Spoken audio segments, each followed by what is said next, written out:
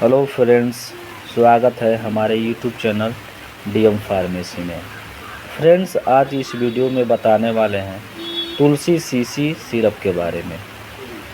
तुलसी CC syrup YTM company द्वारा manufacturing किया जाता है, जो पूर्णतः आयुर्वेदिक सिरप है।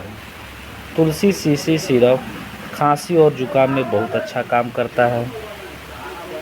पुराने से पुराने खांसी में भी बहुत अच्छा काम करता है और सूखी और एलर्जी खांसी में बहुत अच्छा काम करता है। तुलसी सीसी सिरप दमा, हफनी वाली खांसी, गले में खराश, गला बैठना, कफ वाली खांसी को गलाकर कफ को बाहर निकालने में बहुत लाभकारी सिद्ध होता है और कफ को पतला करके बाहर निकालने में भी बहुत अच्छा होता है।